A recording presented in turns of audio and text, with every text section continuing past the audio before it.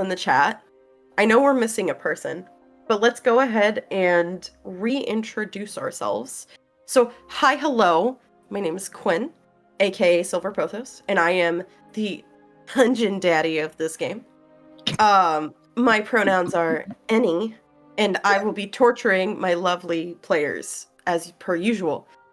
Next, we're gonna go up top. Well, for me, it's up top. It's somewhere over there on the stream. I don't know. We're gonna go to the host of the stream, the first host, one of the hosts, Blaze. Introduce yourself.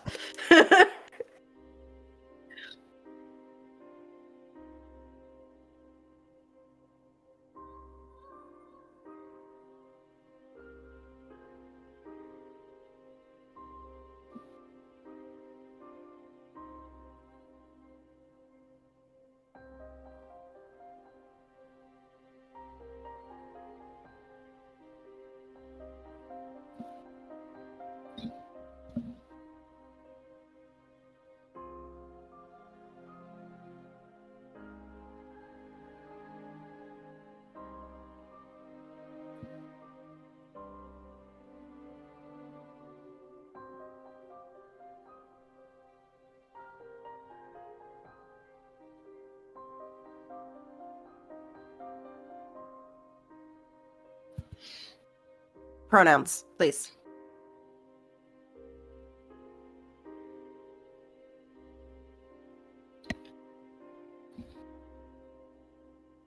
Critter, you're next. Well, Are you eating? Never mind. Sam, no. go. Sam, go. I'll let you do your nom nom. I'm Samuel. I am playing Kira Shaw. She is a paladin of Leviatar. Her pronouns are she, her. She's a tiefling too, with like red hair, pale skin, black, shiny scale mail armor, all that stuff. Or not scale mail, chainmail. Sorry, I've had a morning. And yeah, she's she, her, and I'm he, him. But you know, role play.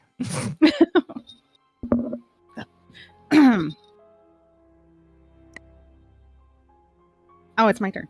Yes, it's your turn. Okay. So hi, I'm Critter, and I play Hig Brownwell, who is a brownie. If you're not familiar with brownies, they're part of I guess like Irish, Scottish folklore. They're very small, like a whopping 8 inches tall. And pronouns her, hers all around today. Very good. Sorry, I ran out of my monster. That's the spiel. All right. And yeah, I have a picture of Pig right here, and here are our lovely people. And yes. I wish I could have more things going on to show you guys all the things, but this is what works today. Alrighty. So, last time we left off where y'all were talking to, well, hold on. Y'all split the party. So it was Kira, Halina, and Briar talking to Vessa, the half-orc commander, one of the politicians of the town. And then Higgy and Malachi, our beloved NPC, went to the warehouse that they were reporting. They found some things that were not great, and we'll see today how the rest of the party reacts to Higgy coming back from that. So, we're going to pick up where we left off, which is that Kira, Halina, and Briar, which for this session, Briar has been whisked away by Ollie tomorrow. And we'll deal with it next. We'll deal with what happened during that whisk away next session. So she was whisked away by Ollie tomorrow, and left Kira and Halina to speak with Vessa. So far, Vessa has given you some information about the warehouse and the happenings and some of the paperwork that you had already received from Mayor Alexandria. And that's where we're going to pick up off from. Yes. That. It's been more than 5 minutes. My ears need a break. Ow, it's pinchies. I gotta find a better way of doing that.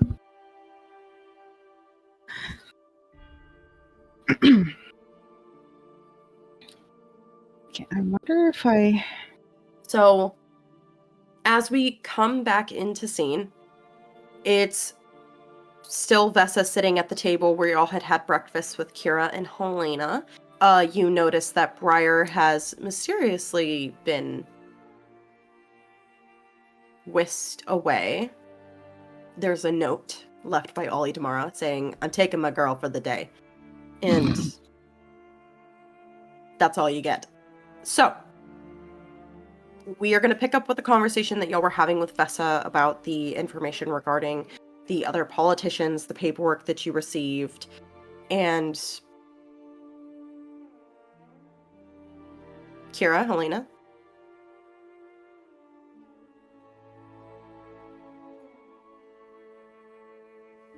There, that worked better.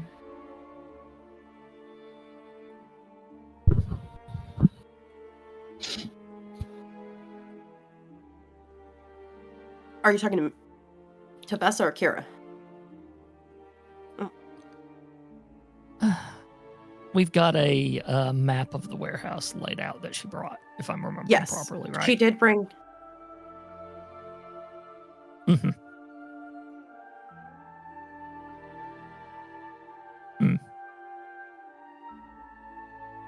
So, Kira's leaning over the map, looking at all of it.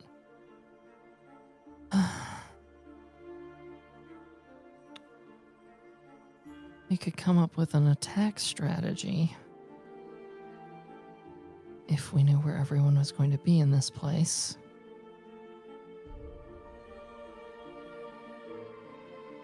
I mean, we're going to be able to get inside with invitations and everything, so that's not a problem, but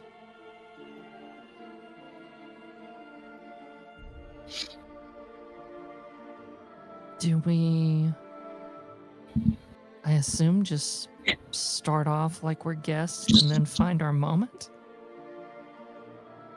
Vessa kind of scratches her face a little bit and goes, "Well, originally with the invitations, of course, I received one out of formality, not actually out of my presence being wanted there.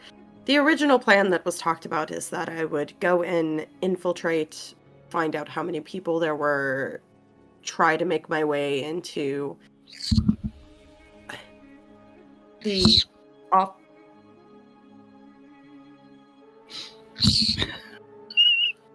Fucking birds. Man, they really got to get Hold on. housekeeping in here to get rid of the birds. God damn it, bird. If you don't like being on that side, don't go on that side. Dum dum. I'm so sorry, give me a second. I thought I just heard Rob yell. No worries. I'm just fighting with my bird. Because he wants to hide in the hair, but he doesn't like being close to the headset. So every time I move my head, he gets angry and bites. Because, oh no. Because he wants to be buried in Mama's hair. I guess question is, how soon do we want to create scene?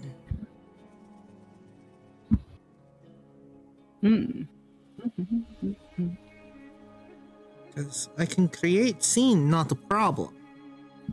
But if we pull that too early... Sorry, Remember, he I cannot apparently heal anymore.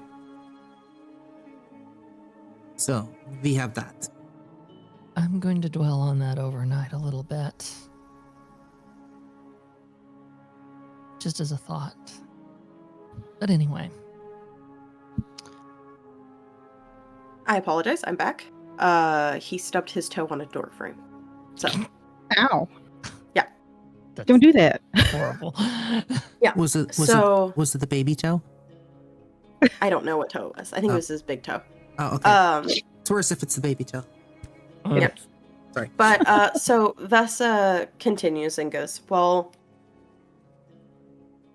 the original plan was that I was to find some sort of definitive proof that they are working with the cultists in the area, and that I would then either summon the guard that we have left that we trust, and we would take care of them all at once. However, the only issue with that is that if they knew I was coming, if I accepted the invitation, there would be less likely I'd be able to find any evidence.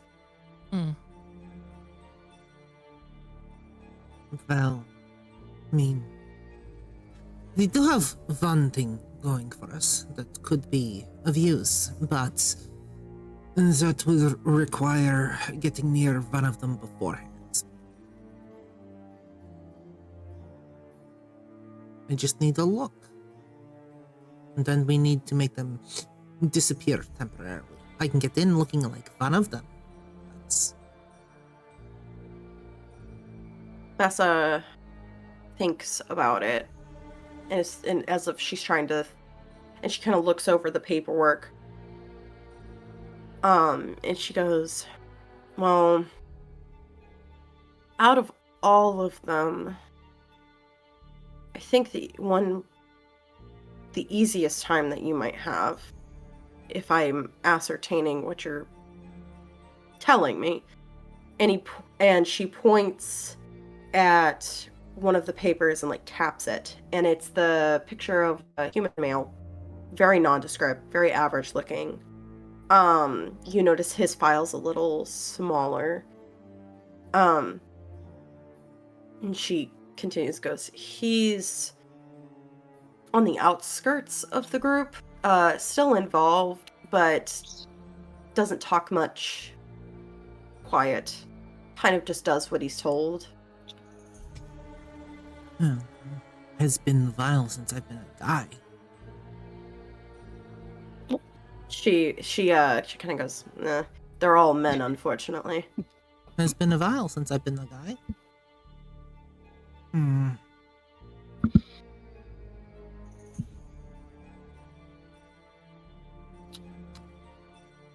I think I can do it. So, what about you, Kira? She kind of looks over and goes, so I'm guessing that if a person were male in this situation, it would probably make them a bit less inconspicuous? Well, in this case, not necessarily.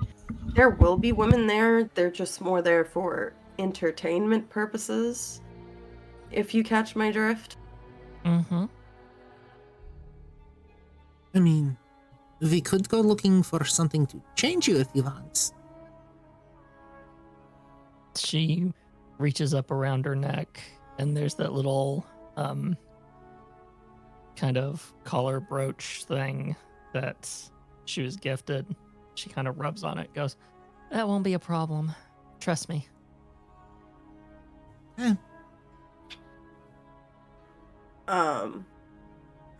Vessa kind of just keeps like shuffling the papers and is like looking around, but like hands Halina the specific one of the man. It's like, he'll be easy enough to get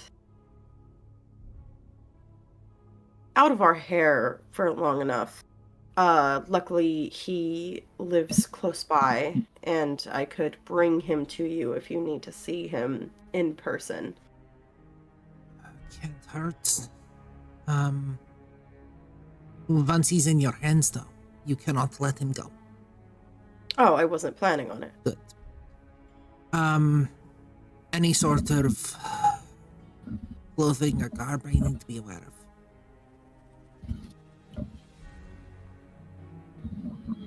They all dress of nobility. Honestly, I could probably procure you some of his clothes, just so that it isn't any issue.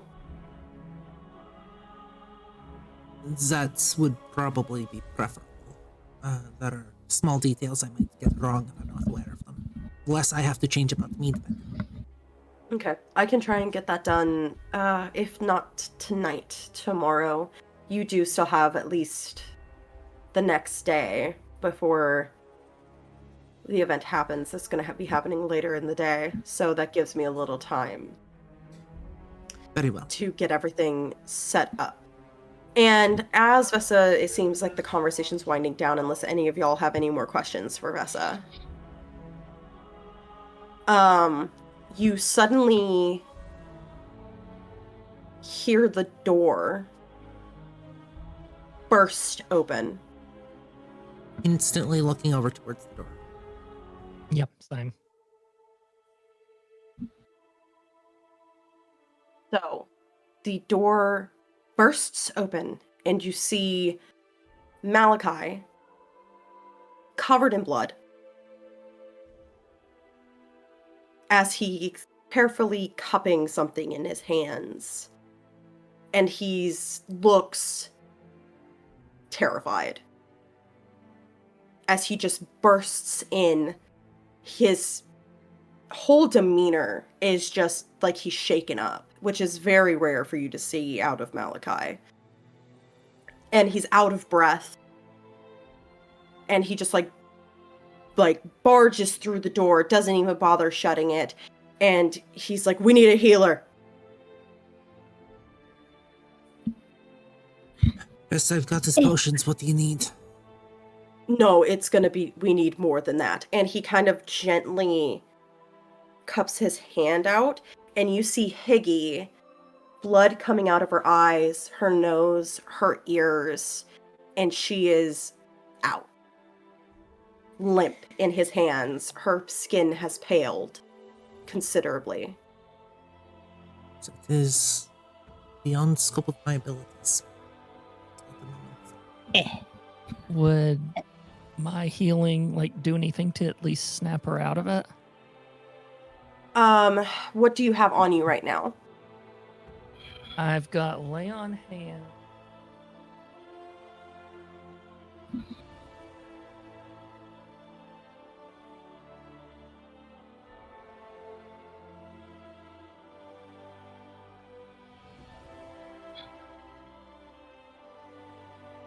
I hope I don't have to roll a new character. Wouldn't be the first time. Yeah, no, that really wouldn't. No, I haven't done that yet. So yeah, I've got my lay on hands. Okay, you would know by looking at her that you are going to have to probably summon a healer. And you quickly see that Vessa has already taken the initiative and gotten up and rushed out to get a maid to bring the mayor's healer immediately. And Malachi's hands are shaking as What he's happened? holding her. Given my previous medical knowledge, as a healer, would I be able to tell if she's close to death or not? You can roll me a medicine check. One sec. It's going to be a DC of 17. One sec. Really? Really? You're gonna blue ball me like that? What'd you roll? I was sitting on a 17 plus 4. Instead, it decided no. You're getting a 7 plus 4 for a total of 11. Okay. So you can't ascertain exactly where she sits. Most likely because she's a brownie and you've never had to work on brownies before. Chalk it up to shaking confidence. Yeah. Yeah. So Malachi kind of is in shock. As you also notice that he is also wounded. he has similar blood coming out of his ears.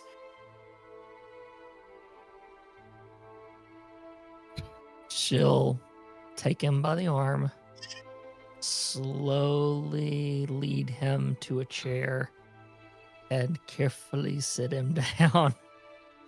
He allows you to do it as he's sitting in the chair, and immediately the door bursts open again. You see a halfling woman come in. She's on the she looks a little older, a little tall for a halfling. Imagine like a hobbit, essentially. She's got wild flowing curly hair. And she walks in. She's obviously the healer here as she rushes over to Malachi and Higgy. So, sorry, I just read Critter's message in the chat. Clap. So she rushes over. She kind of tells everyone to step aside as she gently takes Higgy from Malachi's hands, even though he's very reluctant to do so. And she kind of like moves away. She kind of motions at y'all to like make room on the table. And as y'all do, she lays Higgy out and she kind of like looks her over. She looks very well versed in medicine. And she kind of looks her over and waves a hand over her as warm, glowing light kind of passes over. And although it doesn't really look like anything has changed because the blood is still there and everything else, the color to Higgy is starting to look significantly more like her normal skin tone. The healer kind of looks at you all and goes, I don't know what you're mixed up in, but whatever got your friend here, I healed as best as I could, but I don't know if she'll wake.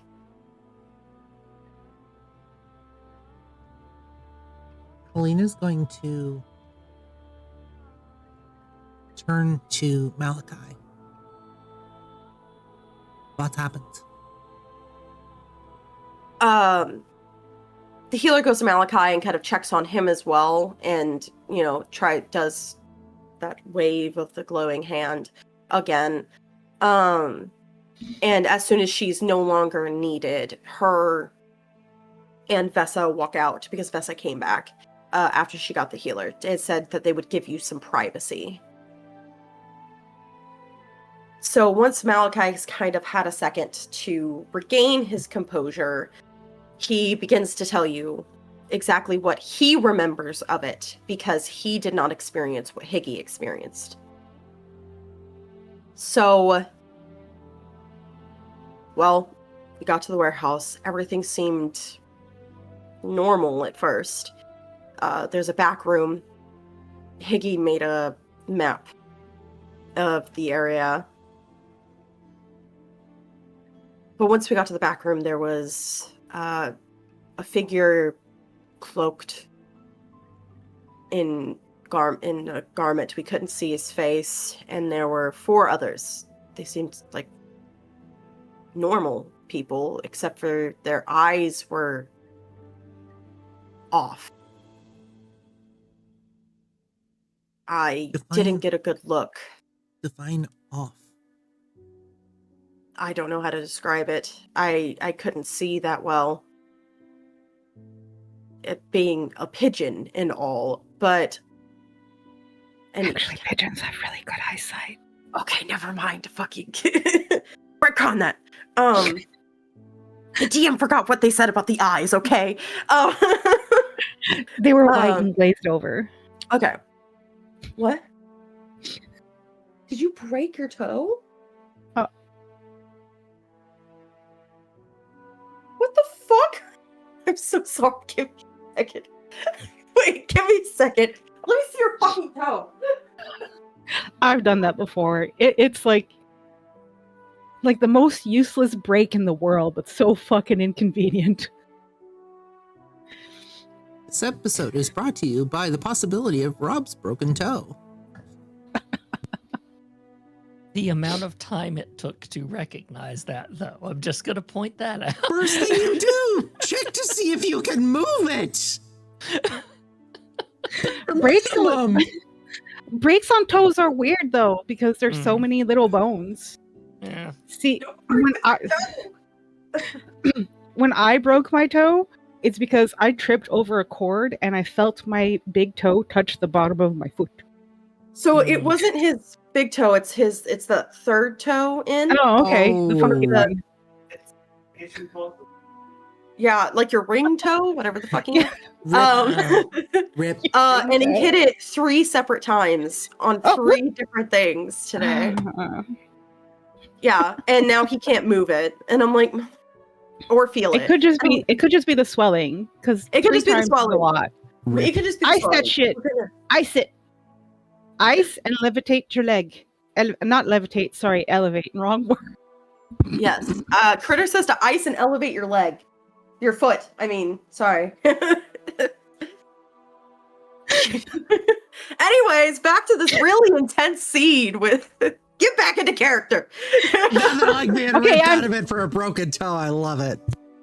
Here, I'm dead. Or, not quite dead. There's dead and then there's dead. So there's dead and then there's mostly dead.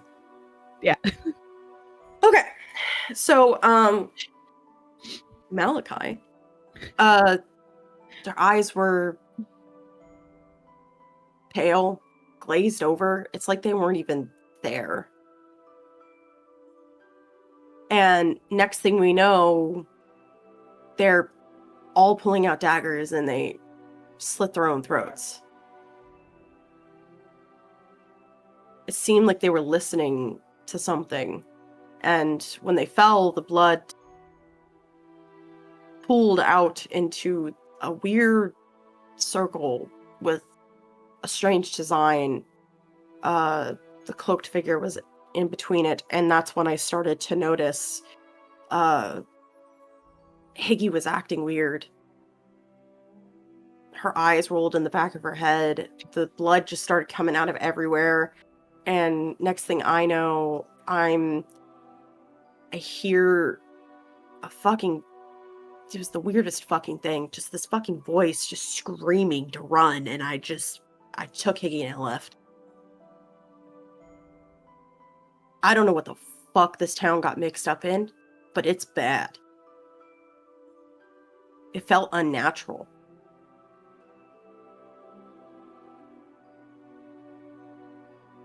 Speaking as the unnatural one in the room,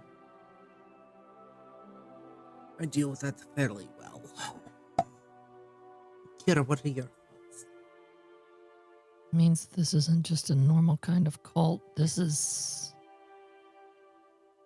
something deep. I'm feeling more like the more dangerous this seems, the more Vessa's idea becomes a bit more justified.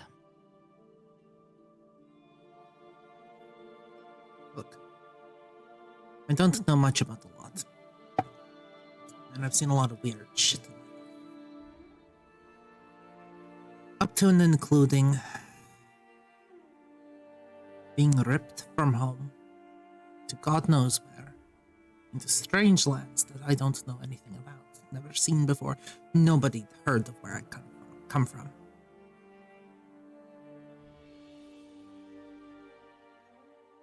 I'm looking for a way back. I've dealt with a lot of shit in my day, a lot of problems of people. If this is unnatural, as we are told, and outside of this, the normalcy of this place, we need to put it down. Higgy, roll me a con save. Uh-oh.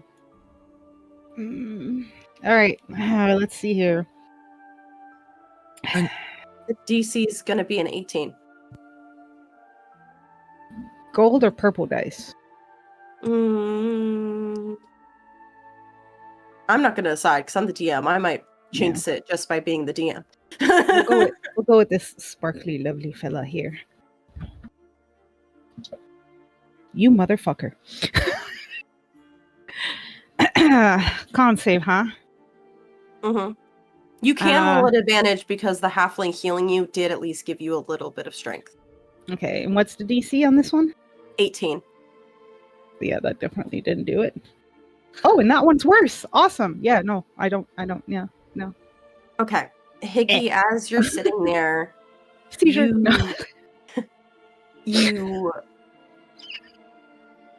your mind is drifting to thoughts of your life.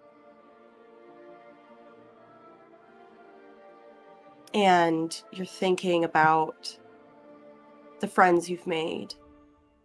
You're thinking about you're distracting me, stop it. You're thinking about the friends you've made, you're thinking about all of the things that you've experienced up until now, and how for the longest time you've wandered this earth without a home. And then that thought sticks in your head. Home. And you think of the ball and the dance with Oberon. You think of the days and mornings that you've spent with this group of people where you've made them breakfast, watched them laugh.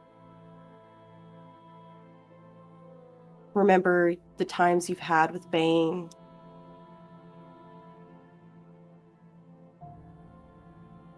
What is Higgy thinking about right now? What are the last things you'd like to say?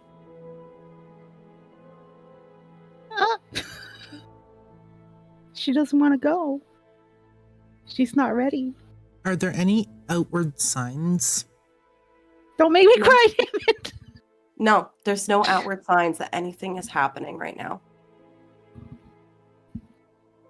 All right, Higgy, you said you don't want to go.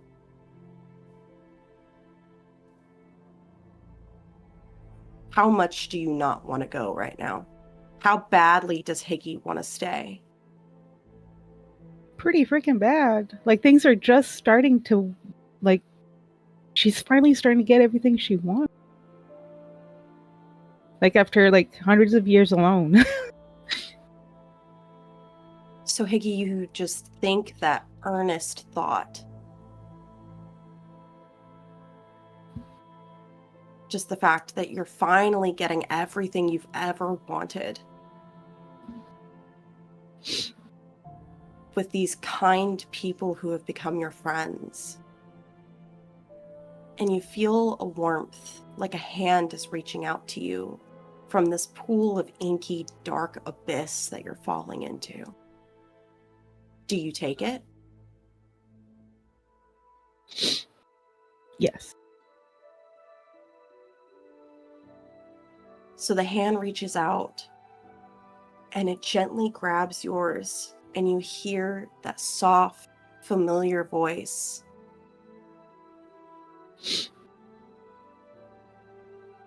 An earnest plea. Saying, "Don't go. It's not time."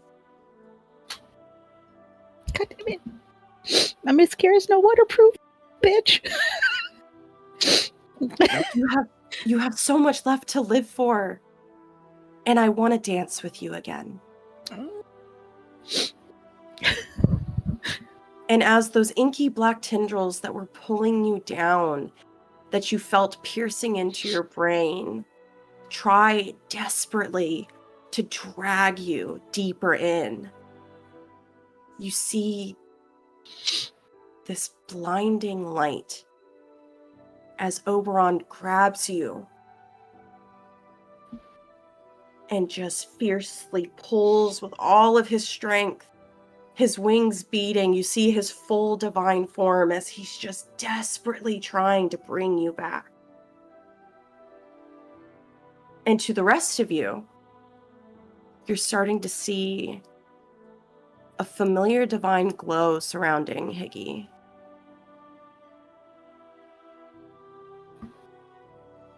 And you can hear a soft voice that you've never heard before,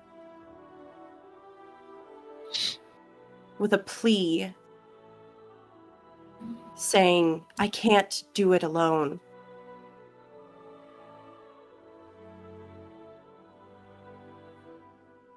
What are you doing? What do you need?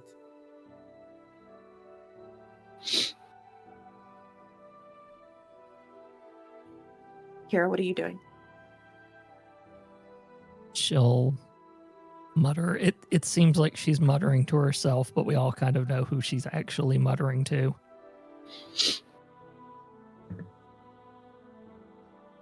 I will take so much. You just don't let this happen now.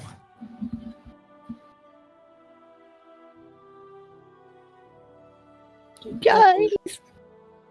And Malachi rushes over and takes his soft, tiny little palm into his finger, tears streaming down his face. You can't leave me yet, Bug.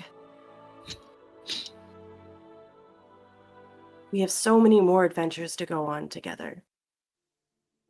And Halina, to answer your question, you hear that soft voice. It almost sounds like Higgy's voice. I don't want to go yet.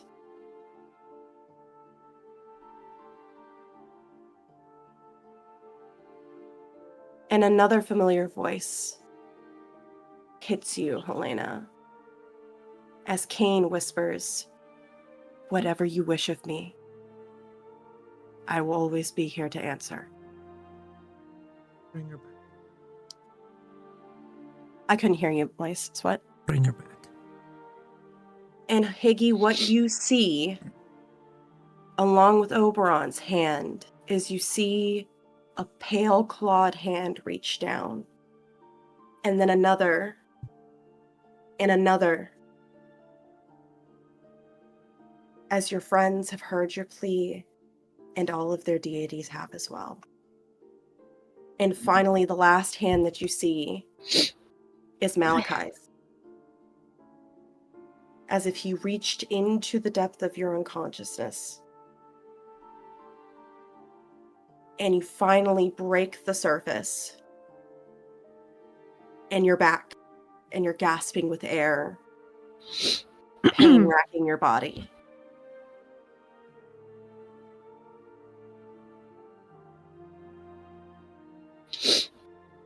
All you really hear from Hig is this kind of little strangled sob. It's partially because, pain, death, blah, blah, but there's an immense amount of relief in it and almost like joy. But she's clearly like overcome and unable to speak, so she's just weeping. And Higgy, you feel the warmth of Oberon at one more time. And as the warmth slowly fades, you just hear him say, I'm glad you're back. And it dissipates. But with the last of the warmth, there's still that hint of that inky blackness as it leaves with that warmth. But you hear that familiar whisper that you heard back in the warehouse. This time, instead of a roar, it's a purr. I'll be back. And then it's silence.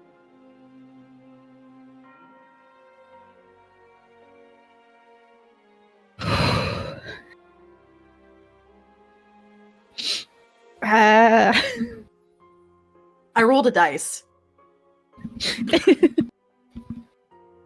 It was up to a dice roll on if you were going to stay or if you were going to go.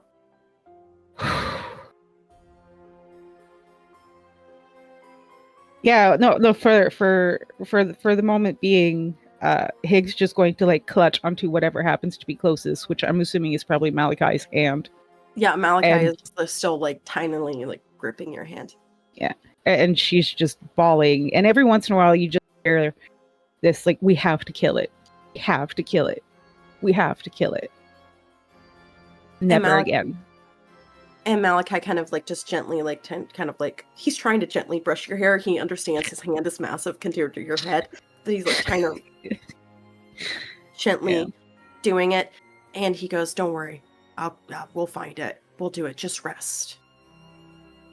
And Bane has come over and has like crawled on top of the table somehow and is like curled up around you protectively. Aww.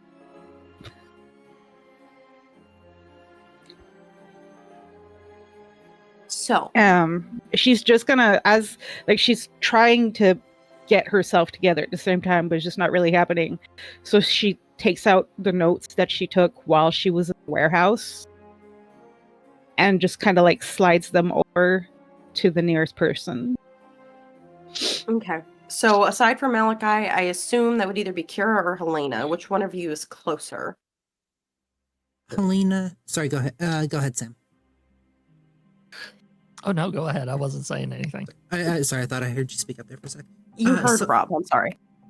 So, Halina, after this, is oddly silent. For those of you looking at her, however, you would see fairly determined look at her. Almost bordering on fiery wrath. Just absolute vengeance in her eyes. You don't hear anything.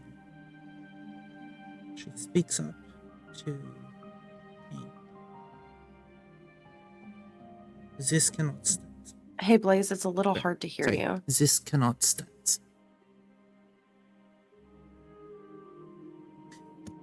This is unacceptable. I don't care what anyone else chooses to do.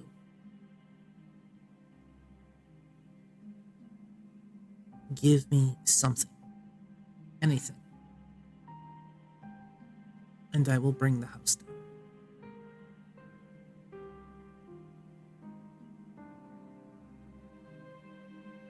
Okay, which one of you is picking up the notes that Higgy is sliding over? Not Halina.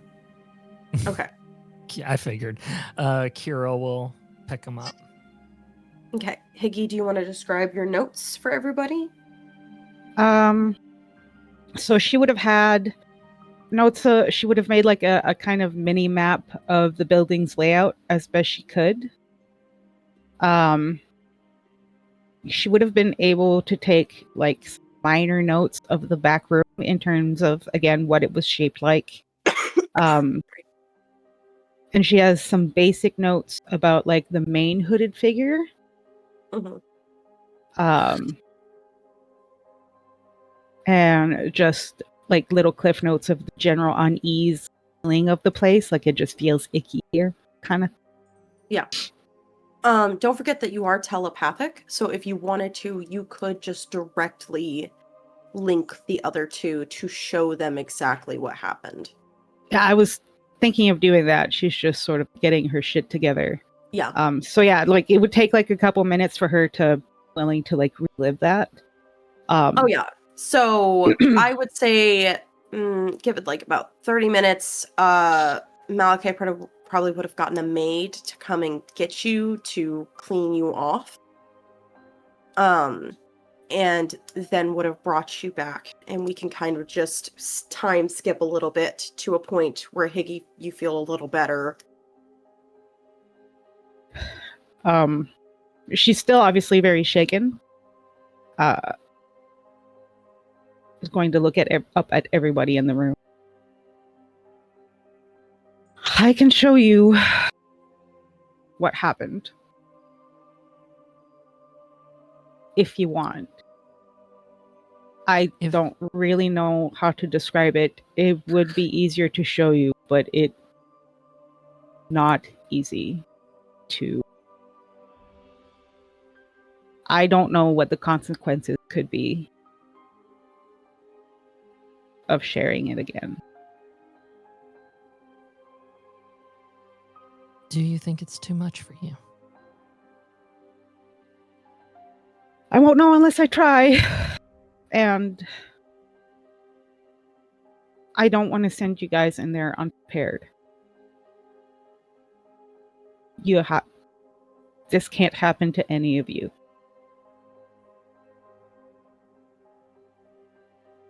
So let me know when you're ready, and I'll show you.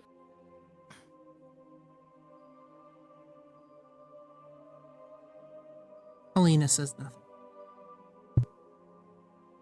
Malachi, the maids have taken the table that y'all were using during this time frame. The couches have kind of all been huddled together. Malachi kind of set them all up so you could all sit close. And made sure that Higgy was on a very plump, soft pillow with like a little tiny blanket. And is sitting next to you, Higgy, like very close. You can tell he's very still traumatized by it and has just not left your side since you Yeah, came no, back. it's okay. He's not allowed to go anywhere. He has to stay there. So, Bane has also wrapped up around you in the thing because you're in these like big plush like Yeah. couches. They're not like the hardwood, like they're big plush with like leather or not leather, like with the fur and all of that stuff. Yeah. He lit the fireplace so that it was warm. The maids came and brought you snacks and hot tea. The healer came again to make sure that you both were all right and left some medicinal herbs to help you sleep tonight. So deep breath. Just gonna. And as she opens up to share her memories, she's gonna start off a little before like the voice started, so that you guys can see the people off themselves and like how weird they were acting. The sigil on the floor when they kill themselves. She tries very hard to recapture every single detail that she can, and to just let it flow. Okay. Yeah. Do you want to describe what was going on, or do you want me to recreate the scene so it's like they were there? Yeah, can you recreate it? Yeah.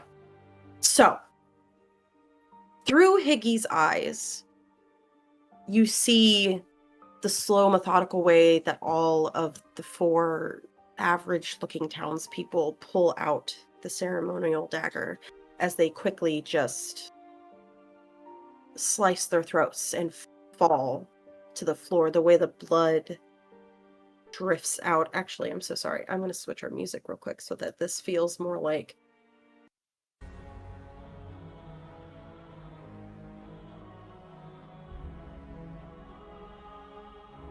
as the blood on the floor kind of pulls outward, but in intricate lines as it makes this engraving of a summoning circle on the wall. You see the hooded figure standing in the center as it perfectly forms around them. And there's just a pool of darkness where there should be a face. You can't see what it is. And that's when you notice what Higgy noticed the first time, is that it felt like he was staring right at you. And as Higgy's trying to listen in on what this one person is thinking, you hear the cacophony of all of the voices in its head. You hear the clashing and the muttering in a weird language that neither of you can understand. And then there's the silence. And each of you feel that feeling of those tendrils seeping into your skull as it pierces its way through your brain. And suddenly that cacophony of noises is inside your heads. As it feels like daggers running into your brain and through your skull, like it's right underneath your skin where your brain connects to the skull, as it seeps deeper and deeper, and that piercing pain, and you yourselves can feel that feeling of the blood running down your ears, down your nose, through your eyes rolling into the back of your head. As it just gets more and more intense, you could hear Malachi's voice in this memory, calling desperately out for Higgy, trying to ascertain what's going on. It's like you're there, as your whole body is tensing up and twisting, as the tendrils are slowly just digging deeper and deeper and deeper. And the minute Malachi takes off in flight, as he's decided that it's not worth it to stay here anymore, and those tendrils are slowly but surely starting to rip itself out of your skull, you hear what Higgy heard. That roar telling you to run.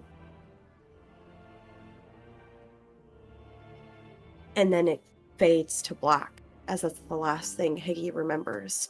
And you're all pushed out of the memory, but you can still feel the sensation of those tendrils in your head, and all of you can feel blood dripping down your ears.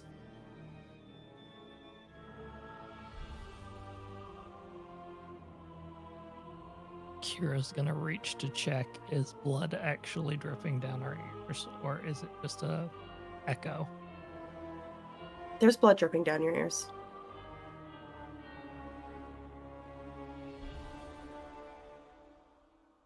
Halina is going to grab the crystal, that amethyst around her neck. Mm-hmm. Doesn't give two shits about the blood.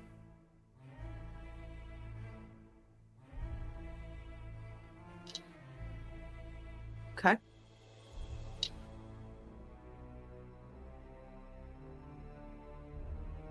This ends. This cannot be allowed to continue. I don't give two shits what the rest of you do. I am now the immovable object.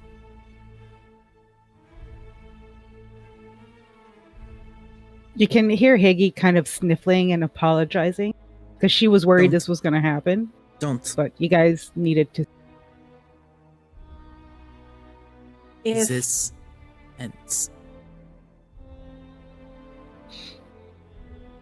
You notice that Malachi has been oddly silent, sitting next to Higgy.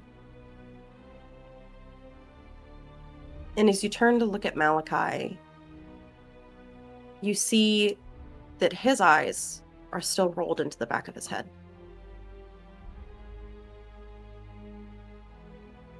And you see along his face, leading up to his skull, where it used to be the perfectly porcelain pale skin that you're used to seeing of his stupid perfect face, you see his veins now look black, leading up all across his face.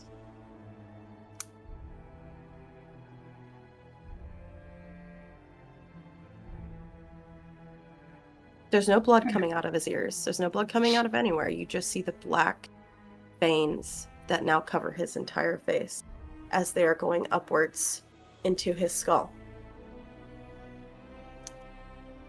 Halina's gonna walk over and straight up slap him across the face. Nothing. He doesn't react. He doesn't even flinch.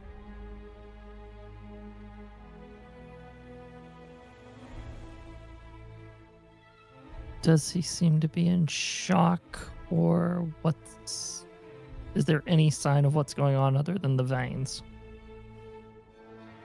Other than the veins and the eyes rolled into the back of his head so that you only see the whites of his eyes, you notice that he looks almost frozen.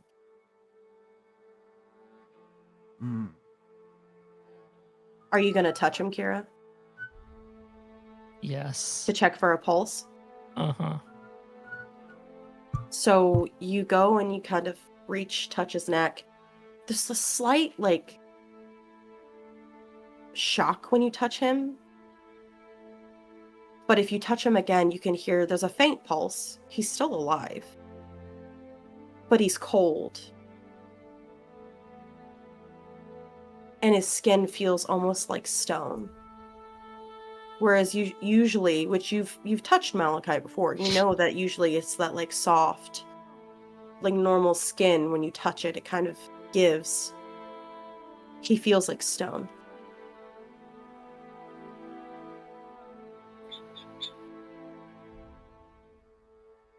I'll convey that to the rest of the party.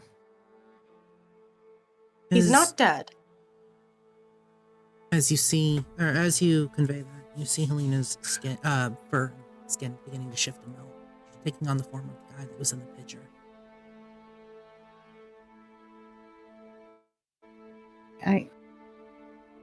So Higgy's panicking.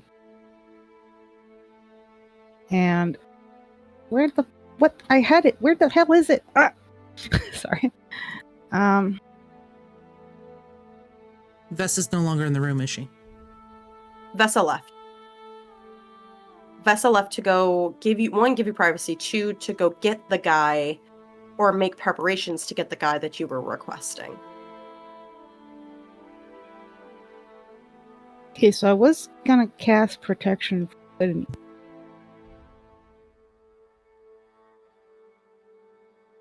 All I heard was protection from good and evil. Everything else cut out after that. Yeah, I was gonna cast that, but I'm not finding it on my stuff, which is weird because it should be there. As a wizard, you should have it, right? Yeah, I know I had it on learn, but I'm not. What?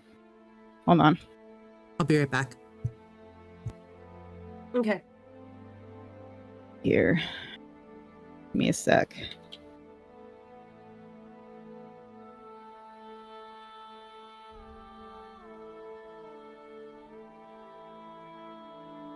Does that work? Now is it gonna show up? There we go. She's gonna just desperately, with everything she's got, cast protection from good and evil. So you cast the spell. And as the divine light that comes from your fingertips washes over Malachi, as soon as the light touches his skin, it evaporates. The spell searching for what should be under the parameters, which is, as you know, for protection and good and evil, it's aberrations, celestials, elementals, fae, fiends, and undead. Yeah. And it should protect from being possessed and stuff. Mm-hmm. Which is even more concerning, as the spell seems like it's desperately searching for what it should have found, some sort of trace of any of those beings, and yet it fizzles out, unable to find it. Would anyone like to roll religion for me? Sure. Do I have? Yeah, I do.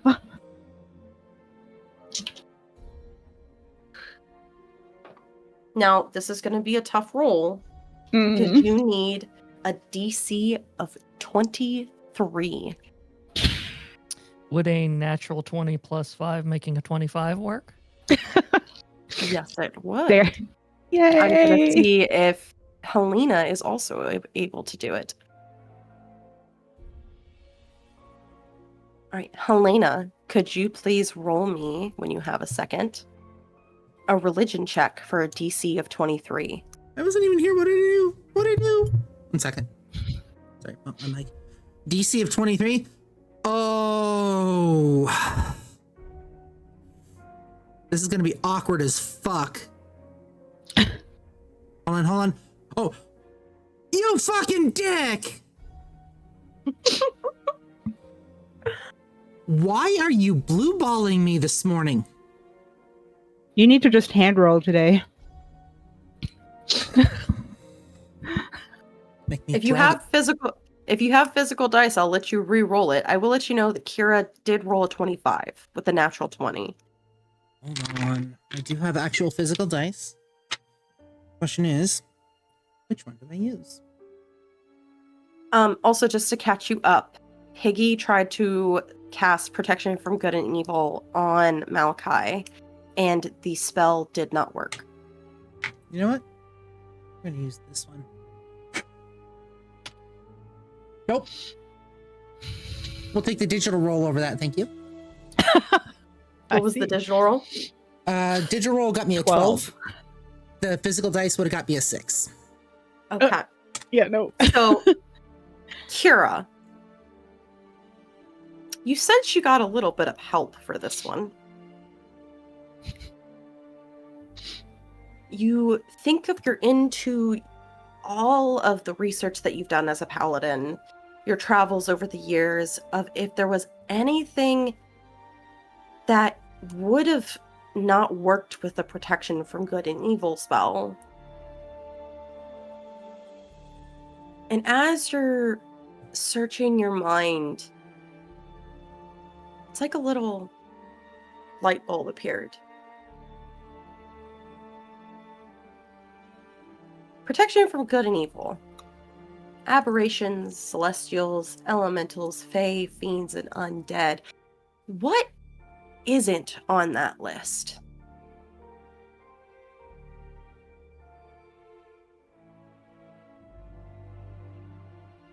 I really don't like using this word in this context. Gods, for instance. Or something Demons. eldritch? Yeah. Something older?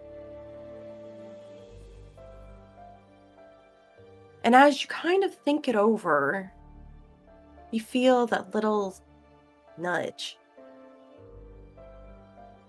There was something in an old book that you read once. And when I say old book, no one can really determine when it was written, as it was falling apart from the years and years that it has sat in that temple. And you remember flipping to a page of something beyond the plains, beyond the celestial, beyond the hells of Avernus. It was there before everything was created, and will be there long after we are all dead. A creature that takes the form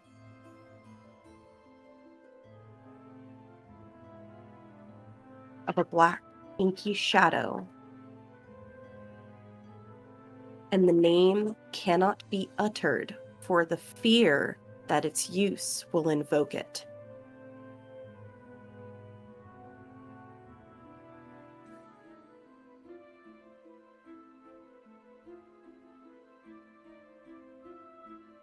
You're we'll just pause. Like, you can see on her face everything that she's processing. Oh. I know what this is. And then in that same tone of voice, she will relay every single thing that you just relayed to the party.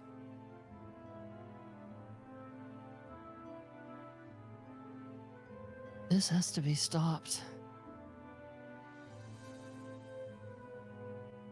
This just got way deeper than any of us expected.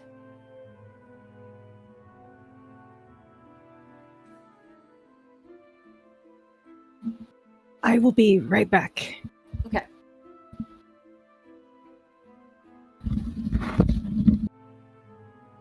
So you do know that a name that people call it, since they can't call it its actual name, is the Void Unending.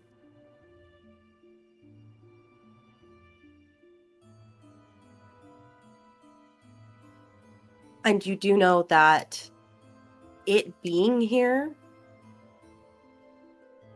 in this town shouldn't be possible.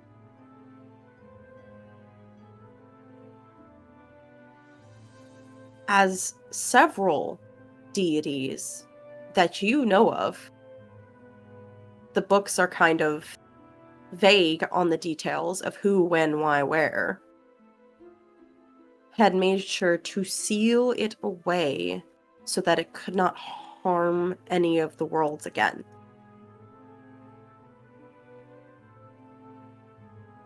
So something or someone has broken that seal. However, there is some comfort.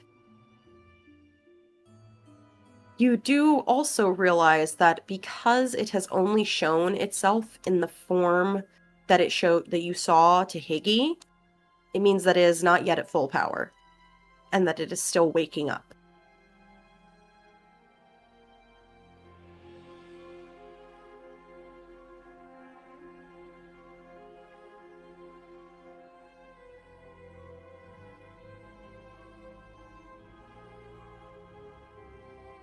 We've got to stop it, because if we don't, if this thing gets to full power, we're...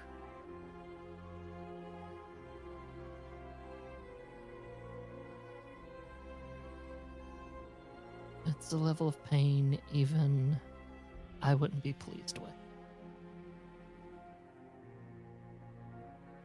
Now, in regards to Malachi, now that you know what this thing is, you can obviously see, with the black veins, the eyes, the stone lake, as that the Void Unending is currently trying to possess Malachi.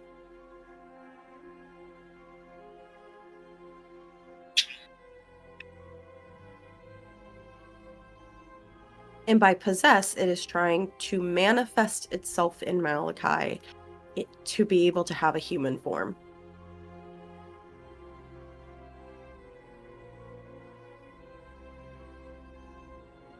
Apparently, when it entered Malachi's mind, when Higgy showed all of you that memory, it determined that it was a good host.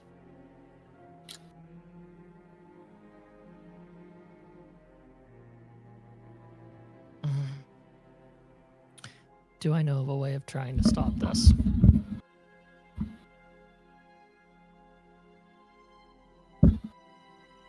You have an idea of who you could talk to.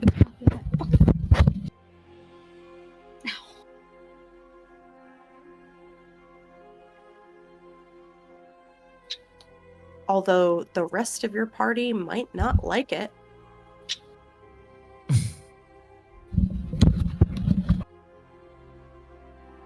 Is it my god or someone else? Nope. That was an A or B question, and nope doesn't. It's not Leviatar. Who do I think could help? Well, there's two possibilities. The wizard from the shop. As he's seems to know things. Or Lilith. Hey, don't be like that. Because as the Mother of Hatred, she has access to the lore and other ways of how to get access to the things that you would need to bring Malachi out of the possession and to stop the current host from forming. Granted, Lilith won't be able to give you the answer, but Lilith, you know, with her creation of beings, you know, would be able to give you the exact person who'd be able to help you.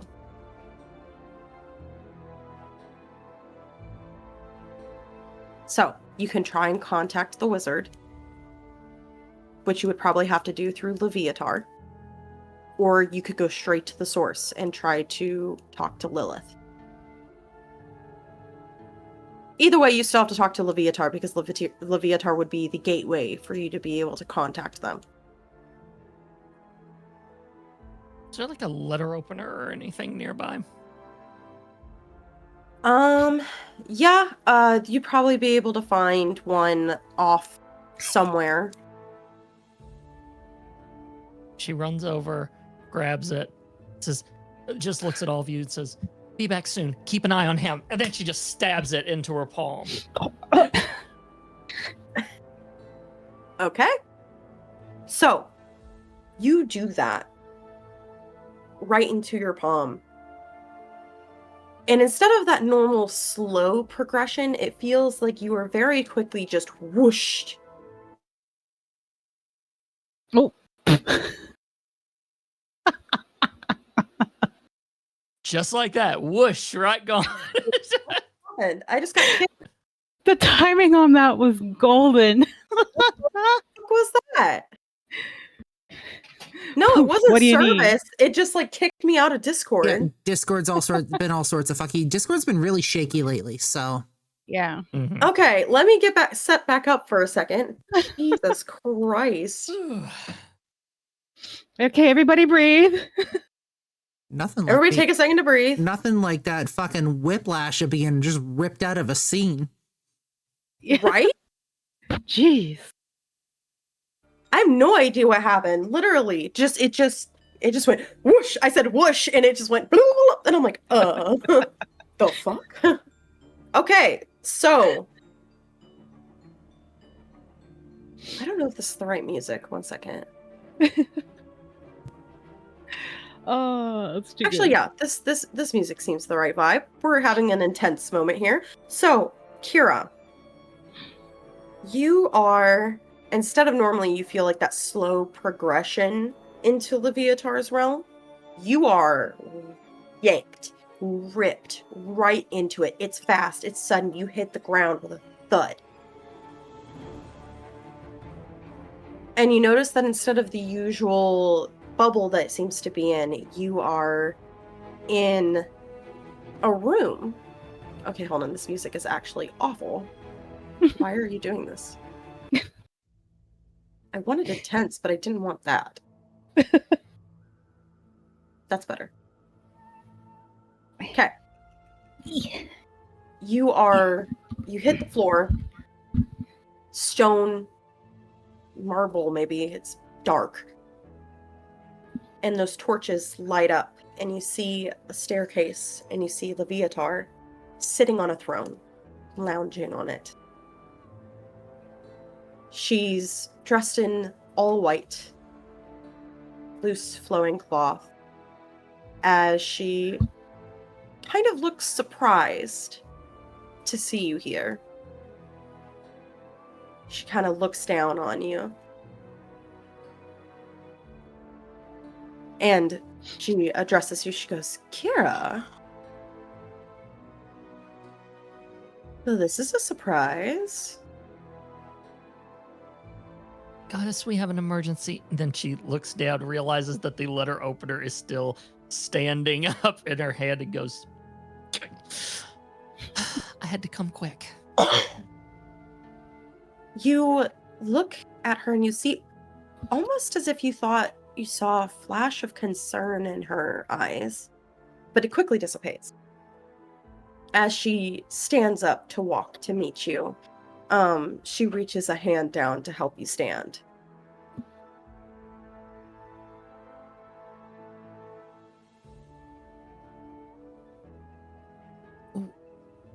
We have a problem. An entity has shown up. Well, lots of entities show up. Which one is it this time? It's called the Unending Void. Sorry, I'm still getting that in my head. The Void Unending. The Void Unending, okay. The Void Unending. She stills.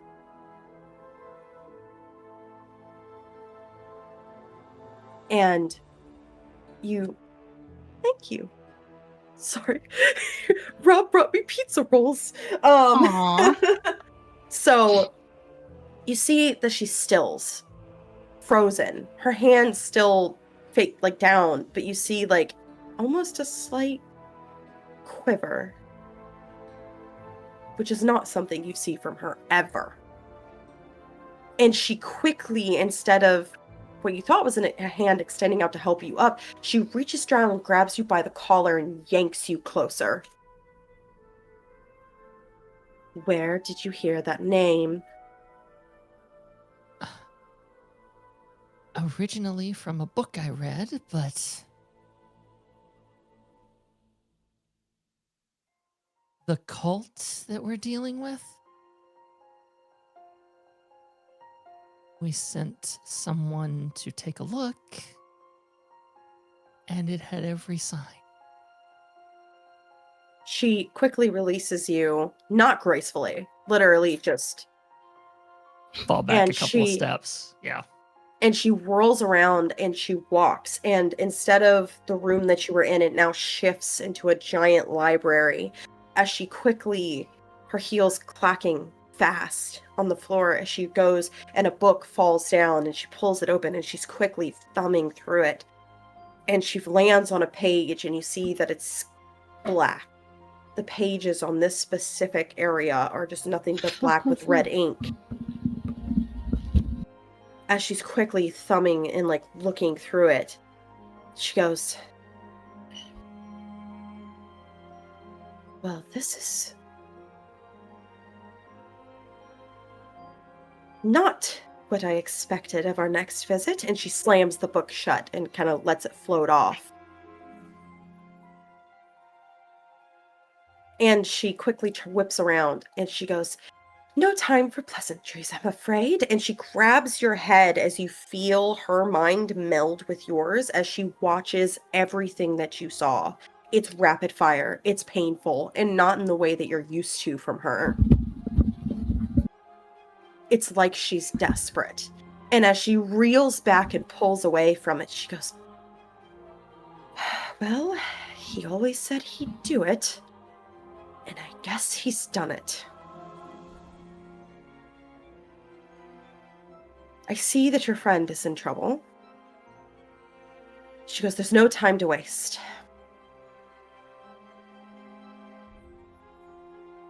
And as she's kind of like in thought, she's already, it looks like she's writing something in the air. Very fast, very quickly. And the letters are glowing and then they dissipate as they're gone. And the room very quickly shifts again, and you're in the middle of a vast, it looks like you're in between planes. As two doors open on the other side, they look like gates, and two figures step out.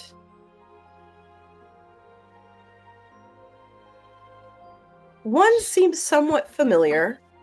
The other one you recognize only through the descriptions that you've been given. Lilith steps out of one, missing a horn.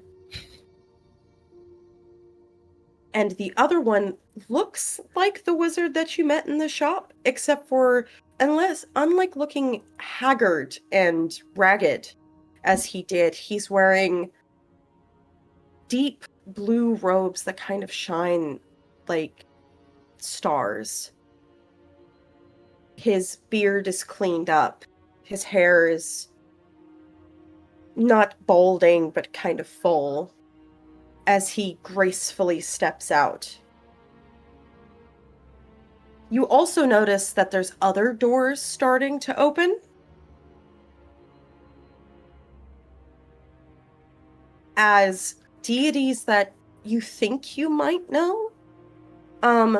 Roll me a religion check. It's going to be a DC of 16 to see if you recognize the rest of them. Okay.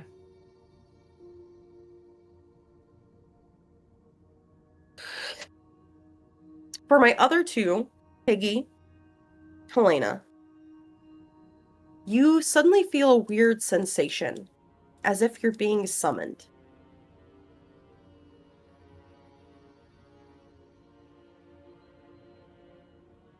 Where? Summon, yeah. Summon where?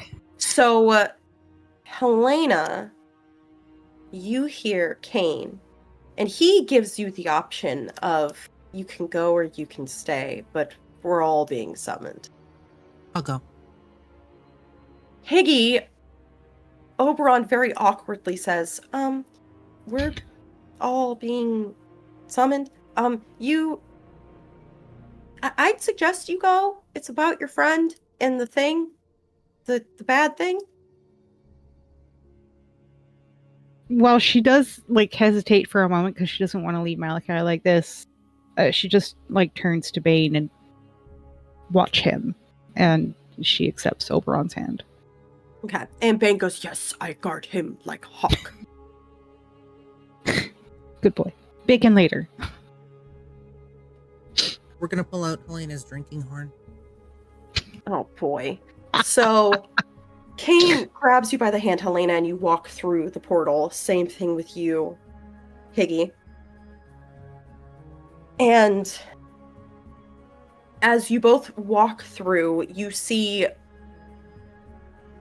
Kira already there, standing to what you can guess is Leviatar. You see Lilith, and you see the man that you saw as the shopkeeper, but looking a lot cleaner, a lot nicer. What was the religion roll for you, Kira? 9. 9, okay. Well, you see Higgy and Helena walk through with what you can guess are their respective deities that you kind of heard about. You also notice there's a few other deities coming through different ones. There's about, in total, 12. All standing in a circle around each other. None of them look happy to be here. Yes, Higgy. I decided to do a religion roll. What'd you roll? 19. Okay, so you would recognize, obviously, Leviatar, Lilith. You see the old man, and you're still unsure what he is. But you see, Ollie Damara was summoned, so, but there's no sign of Briar, so you're guessing that he purposely left her behind. You see other deities from the realms, such as Mistra. There is also Tyr is here. You also see Saluna. Shar is also here. God damn, all the big wigs are here. You also see, oh, what's the other name of that one?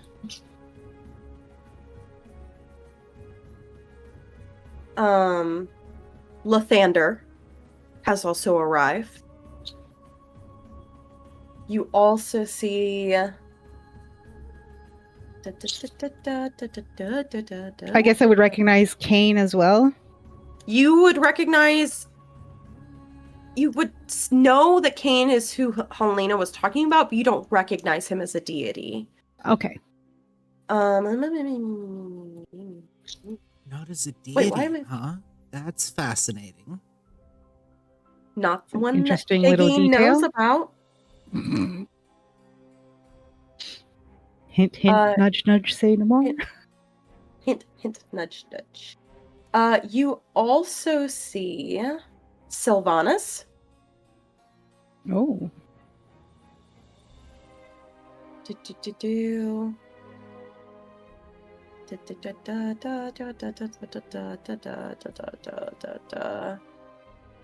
And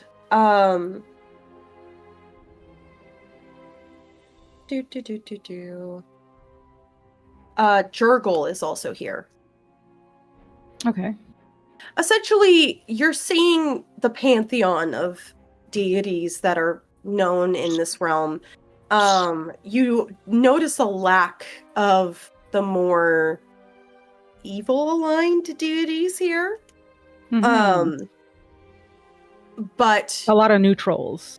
a lot of neutrals here. A couple of good, like Lathander and Yeah. Selune and Sylvanas. Yeah. Each of them look like they've been described to look. I am not going to go over how all 12 deities look. Yeah, no, don't worry about it. Don't sweat it. Use It's your fine. imaginations. So, Leviatar steps out into the middle, as she is the one who has called this meeting.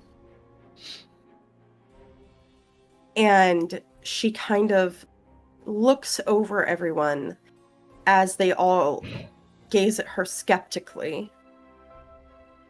You hear some murmurs of why would she summon us here?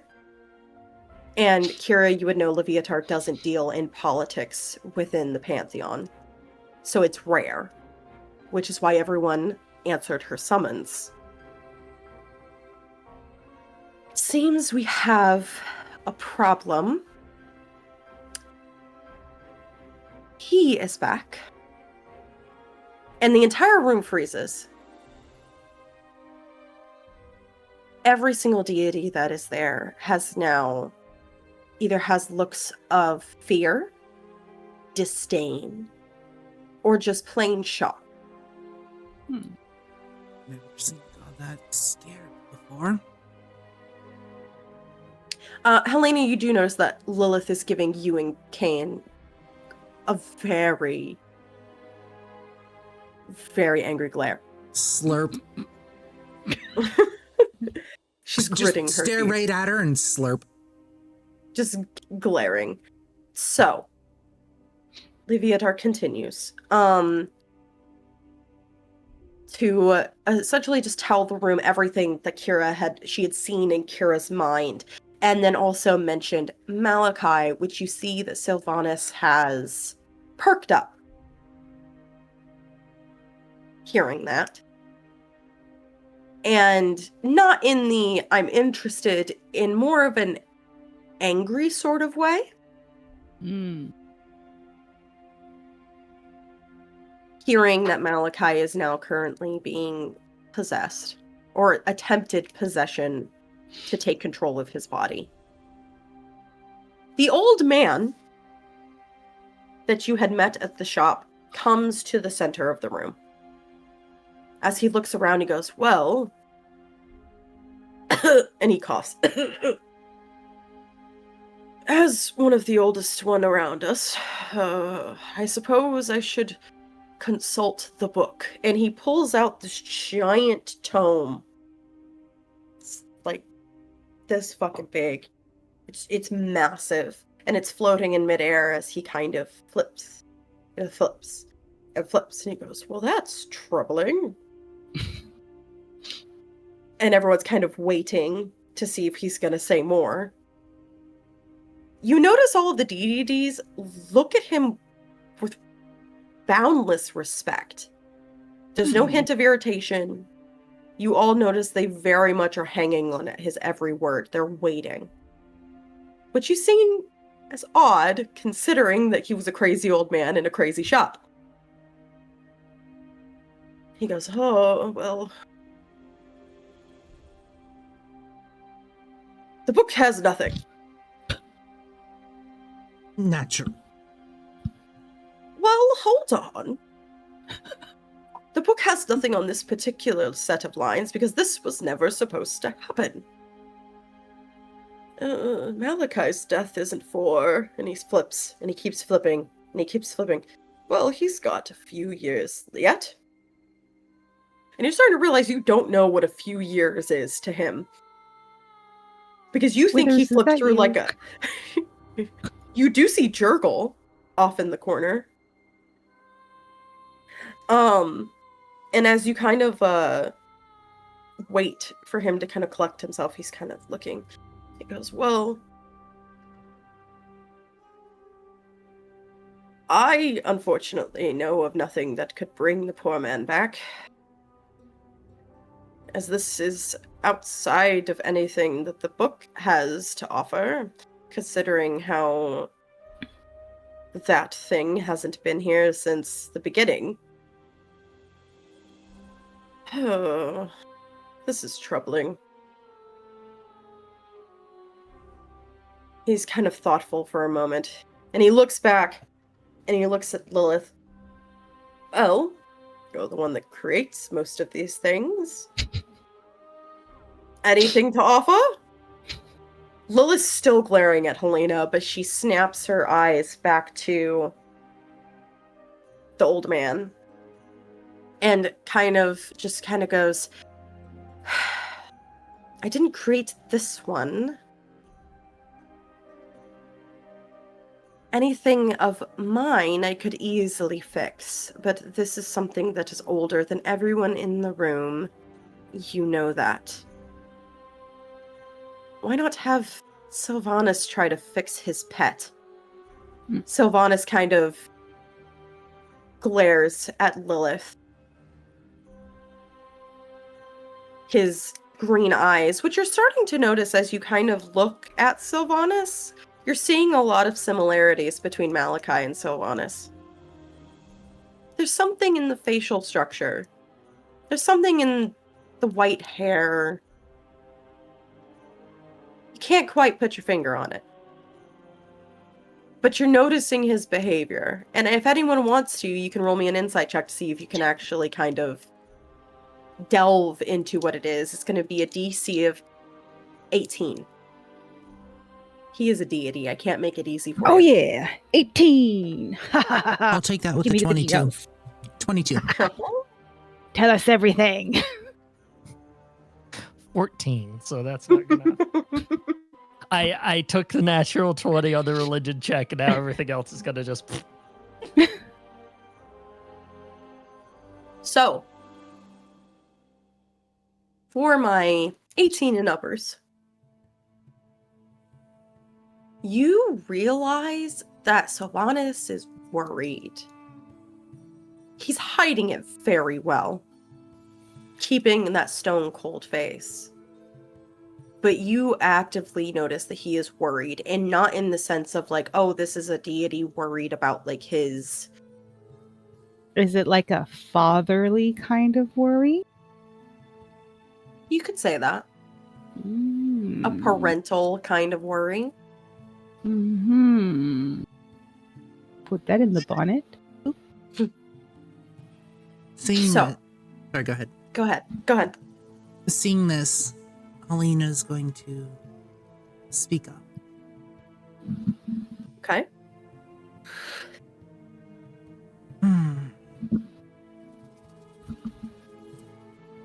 Well, if it's this serious, and even you don't know what it is, then that leaves us with a problem. One which I intend to fix. So the deities kind of all look at you, Halina, and you get the sense that they're like, who the fuck are you? Halina's just standing there sipping out of Lilith's horn. You do see that next to you, Kane is trying to hide his laughter, as he is amused by this. That being said, I have a nasty habit of being thorny inside. I have a nasty habit of putting other people's foot in their mouth. Sometimes Lilith at this snorts. sometimes pleasurably. Other times, slurp. And the deities kind of look at Lilith and look at you, and they're just kind of like, a couple of them put two and two together. The rest just seemed like they don't care. I am somewhat of an immovable object if need be. Whatever this is, I don't like it. I intend to fix said problem, I just need to know how. I don't care what any of you think. Kira steps forward, seeming to have a bit more grace than her party member. It doesn't seem to have the full power yet. It's got a cult. In theory, we take out the cults. We might cut it off at the knees. Or whatever it has. And you kind of hear one of the deities speak up. Mistra in particular. Although I swore I would never do this, I'm doing it. Because she's a bitch and she would do this. And why would we listen to you? You're a blip. Nothing.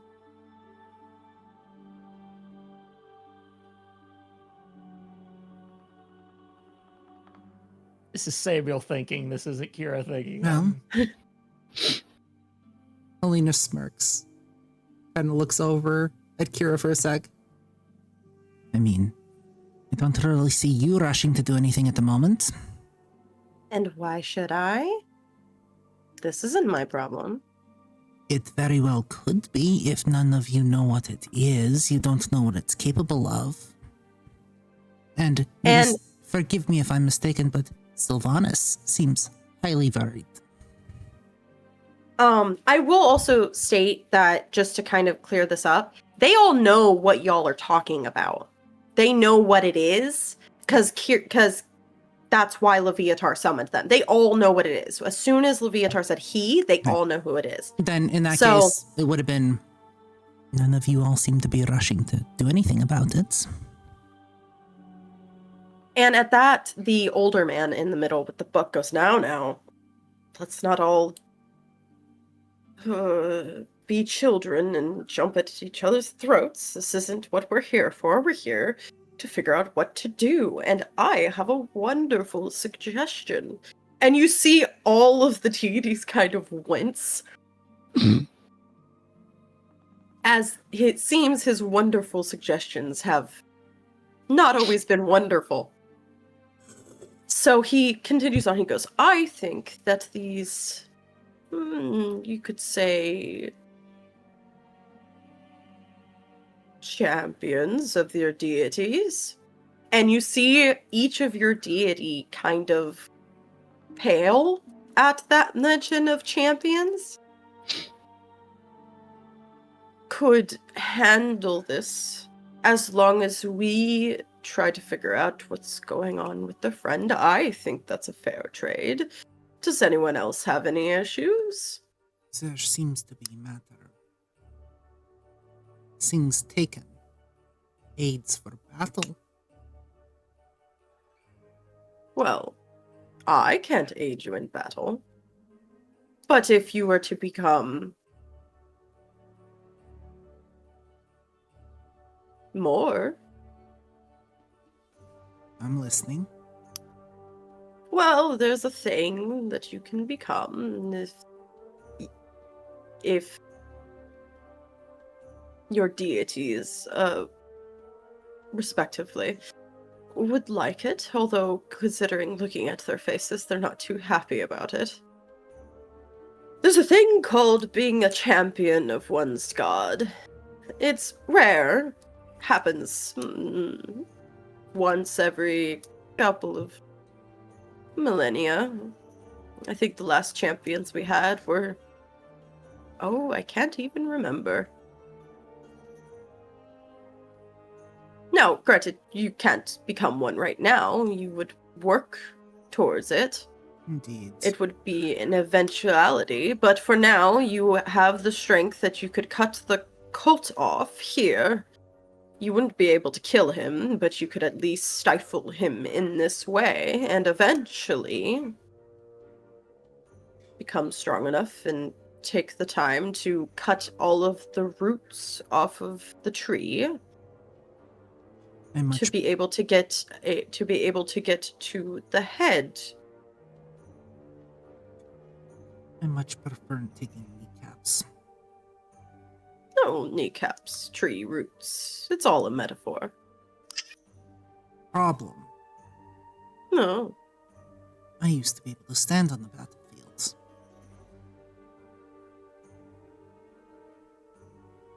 Damage incurred was healed. Half of that is now gone. I see. Well, Hig's going to speak up a little bit. Just hearing this thing nearly killed me. And she looks to Oberon. It took a lot to bring me back. Oberon kind of reaches out and is like holding your hand. If I fight for your cause, I need to be at full strength. Whoa. Oh. And he kind of like, you see him kind of like sink a little bit back into that like hunched back kind of thing as he's like stroking his beard. Well, I can't give you the clerical abilities back. That's something you'll have to take up with our dear Kane here, but I think you could stand on a battlefield pretty well. I think you doubt yourself too much. However, it never said that we would send you off without the means to do what you need to do. Now, the cults that you have here, I think you could take without too much help. You've already received a lot of favors in the recent times. I'm assuming you remember you coming to my shop. That wasn't just given to you out of the kindness of my heart.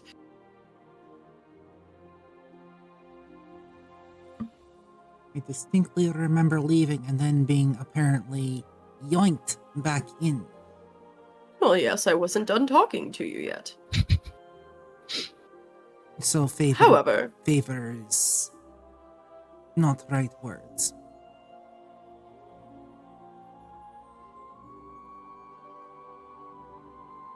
no, well,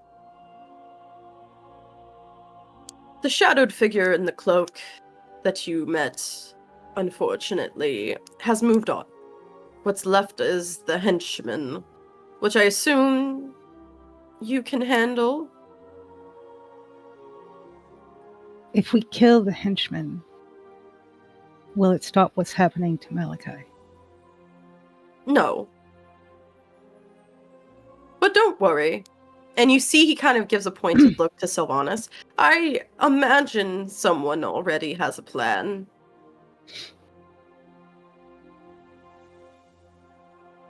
The only way to fully stop whatever it is that's happening is to kill it at the source. Unfortunately, it's too soon. And he's looking at the book again. He's kind of like flipping. Yes, it's much too soon for you to go head to head, so to speak. But we point the way to the different places that you could go to, again, like I said, cut the roots from the tree, the different heads of the Hydra, so to speak, to prevent them from growing back. And the more and more that you take out the kneecaps, I believe is what you said, the less powerful he can become.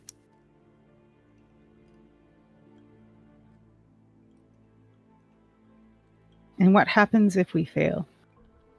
Oh, well, then we all die. Death isn't as scary as you think it is. It can be a comfort. But if you fail, well, that awful inky blackness that you felt